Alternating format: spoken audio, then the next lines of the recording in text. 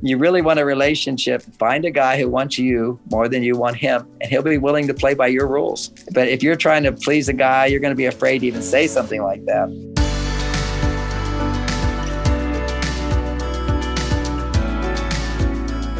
So this one I wanted to bring up because I wanted to bring to the attention of this audience a question that was written in about your book, Mars, Venus on a Date, which, by the way, John, I recommend to my coaching clients.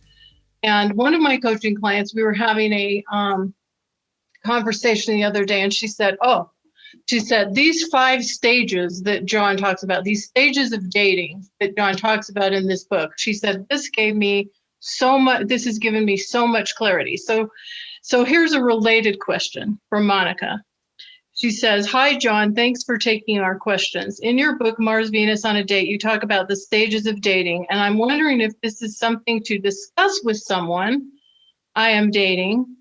If that's the first question, if a man consciously chooses to move through the stages with a woman, or if it is something that just naturally happens. Everybody's a little bit different. It'd be like, some guys are like, hey, let's read this book together and check this out. And it's different temperaments like that structure. In most cases, it's just going to be, if a woman reads the book, she's aware of the pitfalls of every stage and how to make sure it's happening and to kind of know where she is as the relationship is unfolding. I think that the more heartfelt we are, the more mature we are, and you can move through those stages very, very quickly because you already have a sense of who you are. For me, I'll give an example. After 34 years of marriage with Bonnie, I know who I am, and I know all my buttons that can be pushed. I know how to let them all go. So for me to start a new relationship, I gave myself a year to grieve, and I said, okay, now I'll start a relationship, and boom, I found the person. And I don't have all those doubts and questions because I know who I am. I know what I want. I know just what I want. And I found it right away. I mean, it's just like my friends say, how are you doing? I say, I'm having a great life. And how do you find that? Yes, well, I'm a relationship expert. I should. Yeah. If you know who you are, and you see what happens when our buttons get pushed, we get upset, and then we become judgmental or critical or doubtful of others. When you know who you are, you find the right person right away because they will mirror who you are, and you love who you are, so you will love them. But that's, I've been doing this 50 years, almost 70 years old, and personal growth is my thing. So it's very easy for me now to do all this stuff only because I've been doing it for so long. So having said that, what is the question here? Remind me of the question. The question is, are the stages of dating, is it something to discuss? Oh, is it something natural? Okay. Yeah. Love at first sight, for example, you might be right when you have love at first sight, and that can happen. That's just feeling strong attraction, or it's a real soul knowing. It's not that common, but it can happen. My kids, Bonnie, I think in our last year, we were talking a lot about our relationship to the kids. And one of my daughters said to Bonnie, did you know that Dad was the one when you first, right away? And Bonnie said, the first time I saw him, I know he was the one. Really? And then they said to me, Dad, did you feel that? I said, she's the one I want to have sex with tonight. That's an honest response. Yes. Actually, I didn't say sex with the kids. I said, she's the person I want to spend the night with. So that's what I knew. But ironically, even though we had such a beautiful connection right away, we ended up breaking up. And it wasn't until I got married to somebody else, learned a lot of lessons, made a lot of mistakes, did some healing, and then came back knowing she was the one. So, and she was the one, she still is the one in my heart. So there's this thing we have to recognize that I can share from my own experience is you could be with your soulmate and not know you're with your soulmate because you're not ready for them. You haven't grown enough to recognize the one. You don't love yourself enough to actually stay with somebody who truly loves you, who's right for you.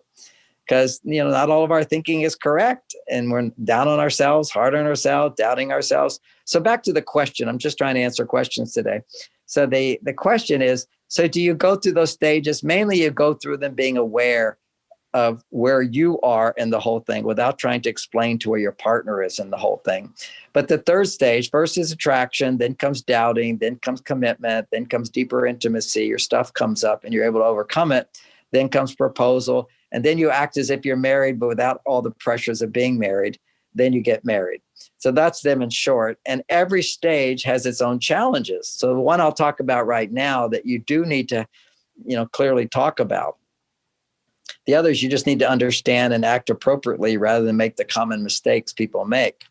But when it gets to commitment, that's where you need to discuss that I'm not willing to be physically intimate with you until we get to know each other enough to where I know that you're committed to me and you're not going to be having sex with other people if I'm having sex with you. Because you should, in my opinion, it's extremely confusing for a woman. And not confusing for a man, but subconsciously confusing for him. He doesn't know when he's confused or not, but he'll just feel like, I don't know if I want to be with her, and then I don't know what went wrong, what I'm ready to move on. He's just sort of lost in the whole thing.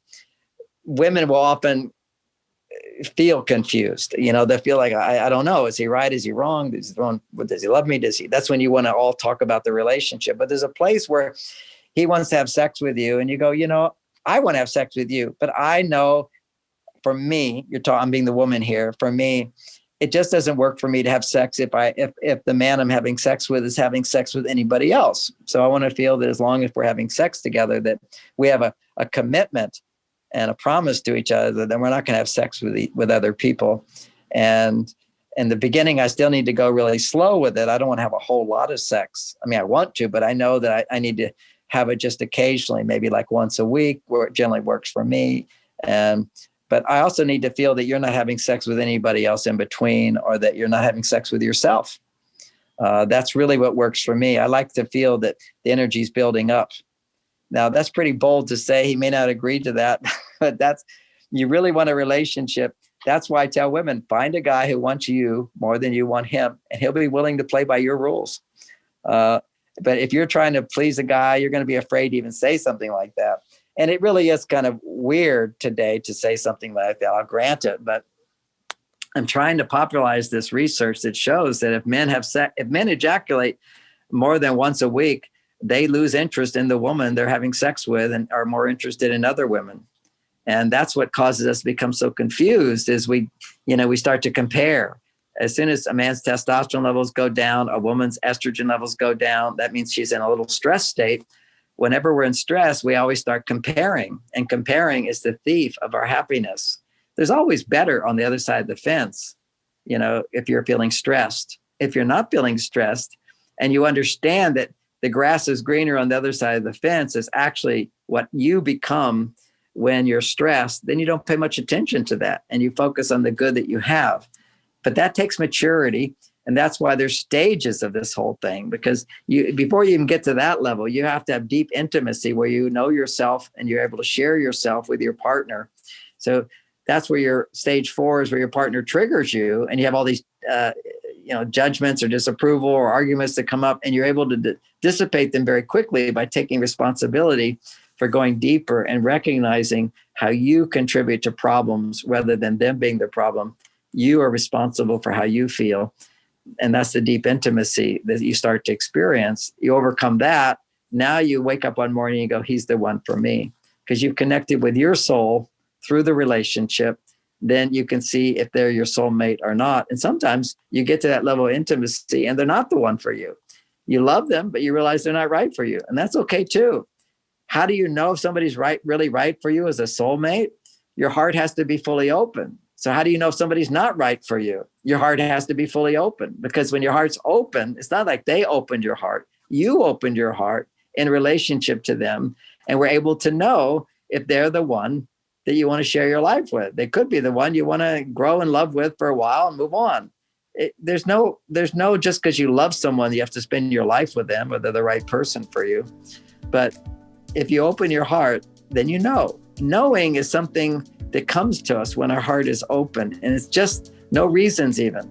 There may be reasons that help you open your heart, but knowing is a knowing. like if I have a cold glass of water, refreshing glass of water, I know it's cold. It's just a knowing. Well, we all have that capacity when our heart is open.